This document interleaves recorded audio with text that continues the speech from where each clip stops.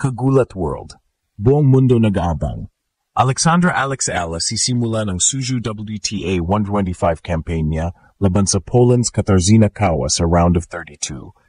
Isang matchup na nakaschedule sa opening day ng torneo ngayong September 29 at nakalista sa order of play na magsisimula siya ng game sa 10 a.m. local time.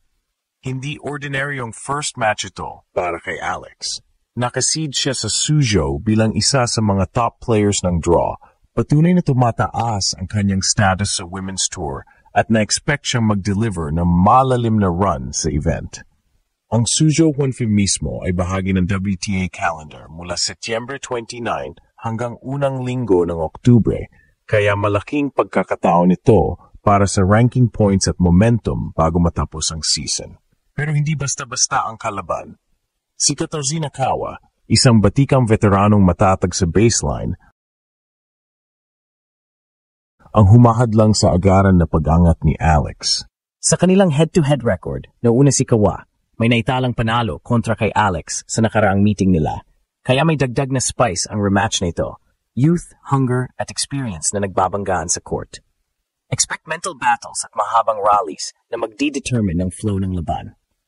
Para kay Alex, ang Suzhou ay hindi lang isang tournament. Ito ay continuation ng Big 2025 breakout year niya mula sa historical Grand Slam moments hanggang sa malalaking showing sa WTA events na nagpatunay na kaya niyang mag-compete sa pinakamataas na level. Ang pressure at expectation ay nandoon, pero kasabay nito ang pagkataon na ipakita na ang Pinoy tennis ay may world-class contender. Sa totoo lang, ang narrative dito ang panalo. Ang batang Pinay na kumakatawan sa buong bansa, sasabak kontra sa veteranong may history laban sa kanya, at ang buong araw na iyon, maraming mata ang nakafocus sa Suzhou. Ang tanong na nagpapasigaw ng headline, makakakuha ba si Alex ng instant momentum sa 10 a.m. game day o mabibigo ang rematch at maghihintay pa ng mas malaking comeback? Game time na at ang buong mundo sumisigaw kasama ng Pinoy fans. Buong mundo nag-aabang ngayong araw na ito. Alexandra Alex Ala, ang Pinoy tennis pride, sasabak sa kanyang unang laban sa Suzhou WTA 125 kontra sa veteranang si Katarzyna Kawa ng Poland. Set ngayong 10:00 ng umaga sa China, literal na game day ang eksena kung saan tututukan ng libo-libong fans ang bawat palo ng raketa ni Alex. Hindi lang ito simpleng first-round match. Ito ay isang bakbakan na puno ng tensyon, emosyon at oportunidad na magbukas ng pinto para sa mas malaking tagumpay. Sa edad na 20, dala ni Alex ang bigat ng pagiging isa sa mga pinakabatang seeded players ng torneo. Ang Suzhou WTA 125 ay isa sa pinakamalaking pagkakataon niya ngayong taon para makadagdag ng ranking points at patunayan na ang kanyang semis run sa Jingshan Open ay hindi tsamba kundi malinaw na senyales na papunta siya sa mas mataas na antas ng karera. Nakaschedule siya sa opening day mismo ng event. Ibig sabihin, siya agad ang nasa spotlight. Pressure na kayang humubog o magdurog ng kahit sinong atleta.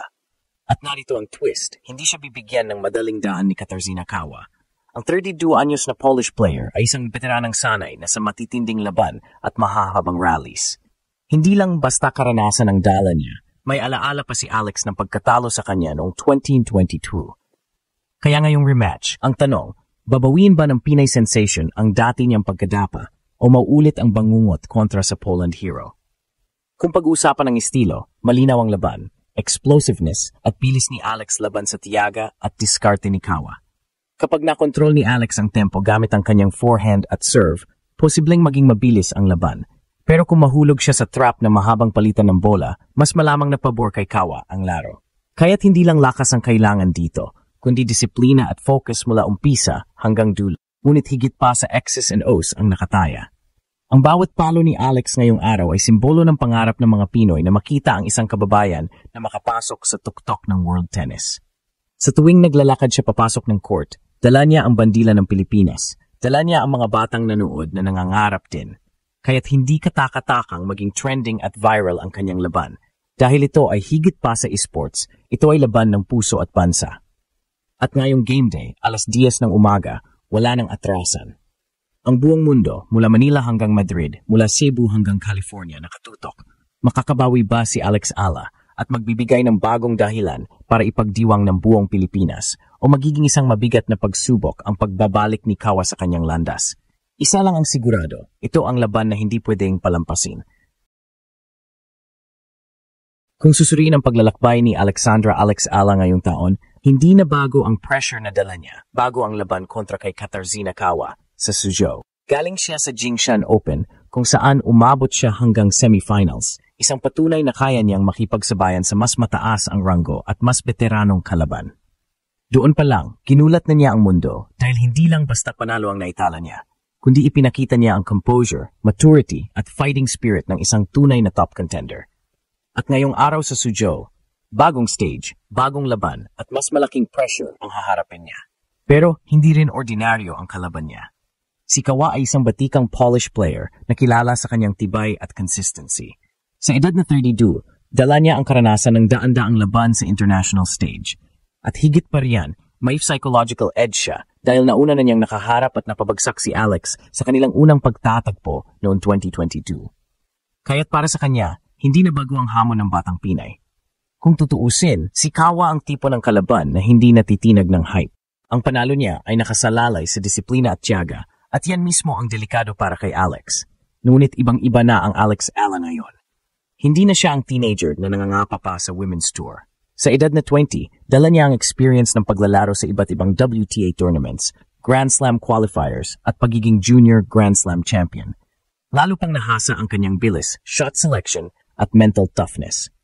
At ang pinakamahalaga, dala niya ang momentum ng isang magandang run sa nakaraang linggo. Ang kombinasyon ng hunger at momentum ang magiging sandata niya para banggain ang pader ng karanasan ni Kawa. Ang laban na ito ay parang salamin ng mas malaking kwento. Ang laban ng kabataan laban sa karanasan, ng bilis laban sa tiyaga, ng pagangat laban sa pananatili. Kung matatalo si Alex, malaking aral ang baon niya. Ngunit kung mananalo siya, magsisilbi itong deklarasyon na tapos na ang panahon ng pag-aalinlangan. At siya na talaga ang bagong mukha ng Pinoy tennis na kayang mangibabaw sa global stage. At yan ang dahilan kung bakit ang buong mundo nag-aabang ngayong 10:00 ng umaga. Sa loob ng court, 2 manlalaro lang ang magtatagisa ng galing. Pero sa labas ng court, milyon-milyong Pinoy at libu-libong fans worldwide ang nakatutok. Umaasang makakita ng bagong yugto ng kasaysayan. Ang bawat forehand winner, bawat service ace, bawat dugong ipinupuhunan ni Alex sa court, lahat iyon ay isisigaw bilang panalo hindi lang niya, kundi ng buong Pilipinas. Kaya't ngayong araw, hindi lang simpleng game day ang Suzhou para kay Alex Ala. Isa itong laban na magpapatunay kung kaya niyang baligtarin ang alaala ng nakaraan at magsimula ng bagong kwento ng tagumpay. Ang tanong, magiging redemption story ba ito para kay Alex o babalik ang multo ng pagkatalo kay Kawa? Isa lang ang sigurado, walang titigil ang mundo hanggat hindi natapos ang laban na ito.